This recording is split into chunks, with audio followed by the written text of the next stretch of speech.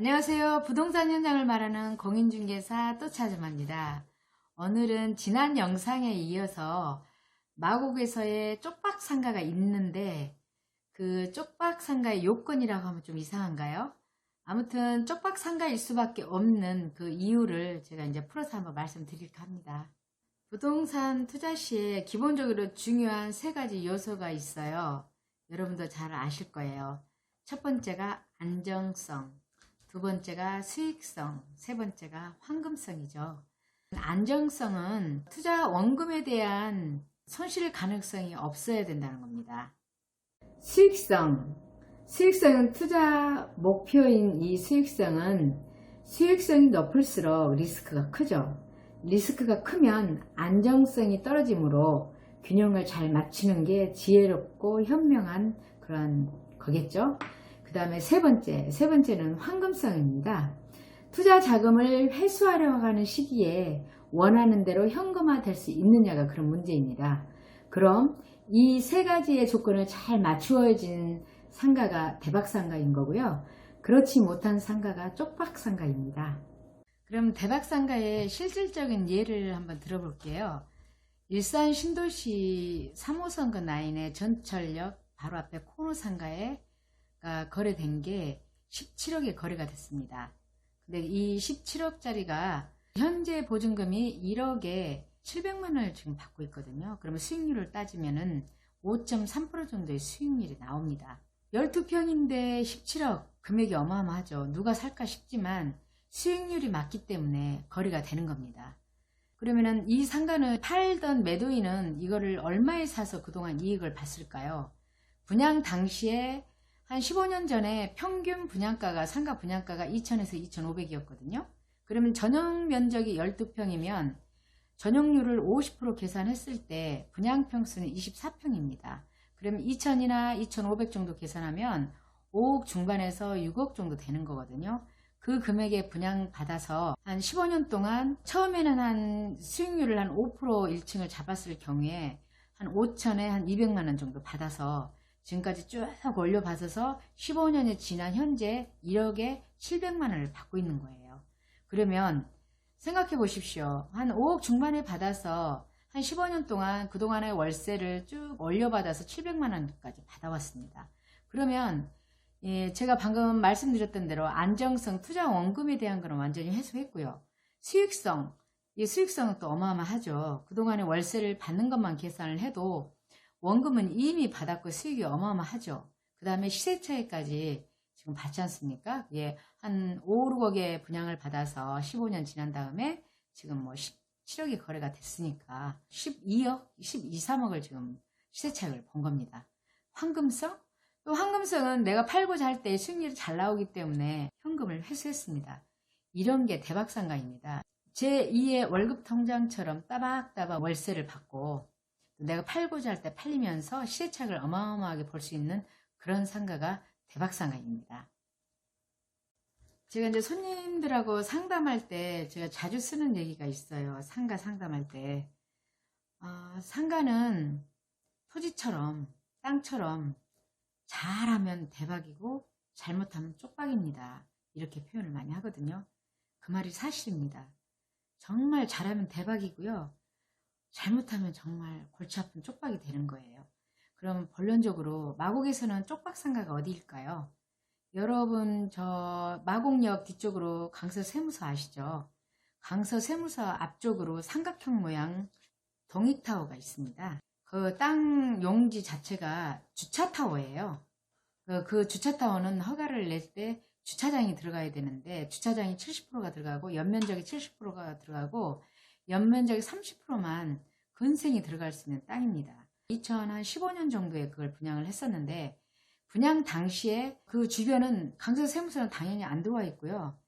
그 다음에 뭐 특별계획구역도 계획만 있었지 아무런 소식이 없었을 때였고 아파트도 그때 막 입주할 때쯤이었습니다. 근데 이제 분양 직원들은 그 아파트 입주와 더불어서 많은 허접거리로 해서 그걸 분양을 시켰습니다.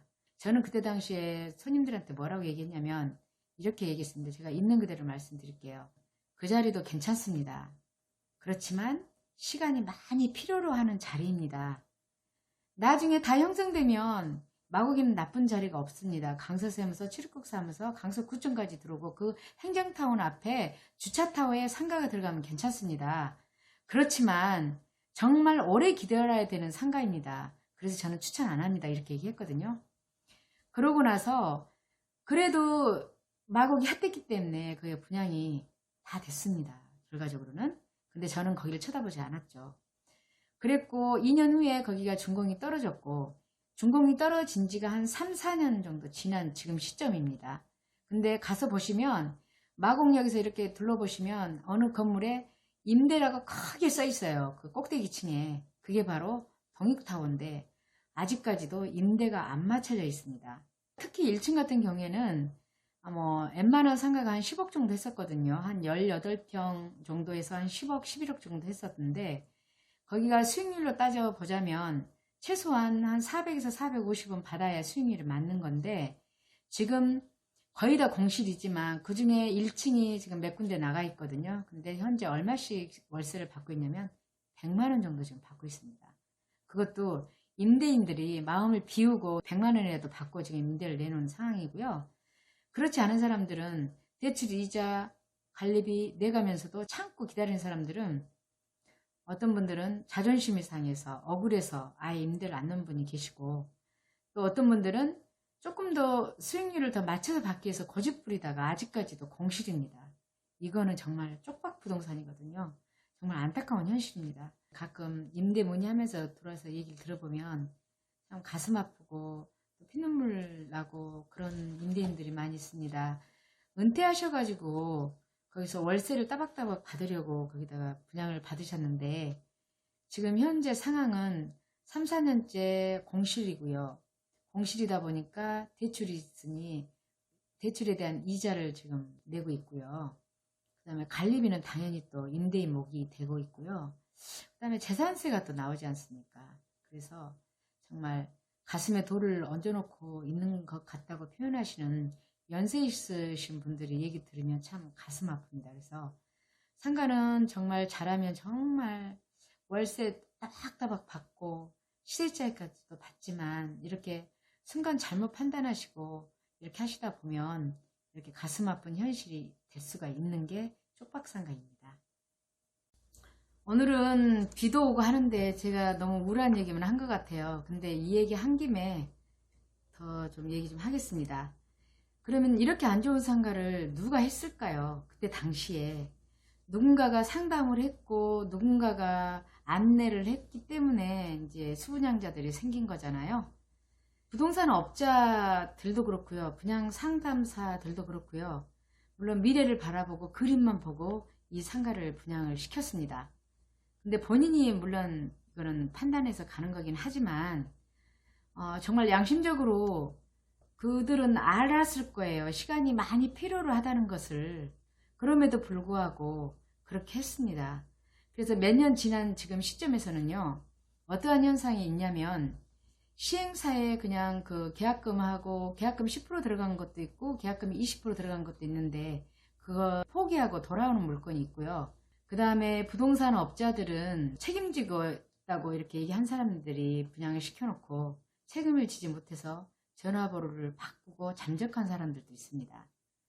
또 분양 상담사들은 아닌 거를 기라고 했기 때문에 소송에 걸려서 소송 중인 사람들도 있고 그랬었습니다. 이 마곡이. 그래서 지금 현재로는 이제 잠정적으로 마곡이 굉장히 이미지가 안 좋게 돼버렸죠. 상가가. 그렇지만 여러분 상가 혹시 마곡에 갖고 계신 분들 계시죠? 희망을 잃지 마시길 바라고요. 마곡은 진화 중이기 때문에 이제 기업들이 들어오고 그러면 절대 나쁜 상가는 하나도 없다는 거. 이미 분양 받으신 분들은 견디는 깃에 조금 더 견뎌주시면 좋은 소식이 있을 것 같습니다. 그 다음에 더 이제 희망적인 건 또 뭐냐 그러면요. 택지지구를 용역을 줘서 이렇게 할 때 주거용지도 들어오고 업무용지도 들어올 때 상업용지가 딱 정해지잖아요.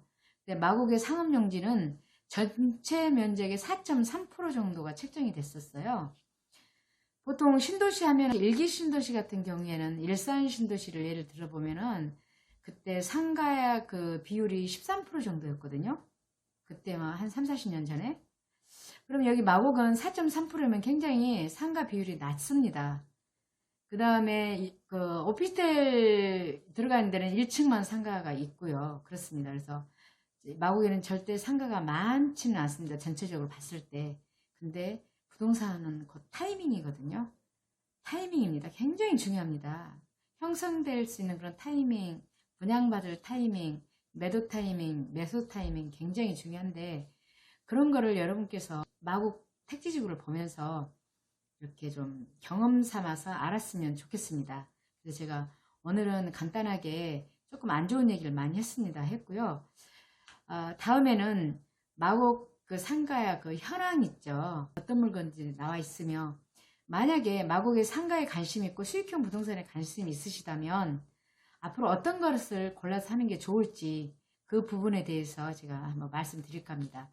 오늘 시청해 주신 여러분 감사하고요. 다음에 뵙겠습니다. 감사합니다.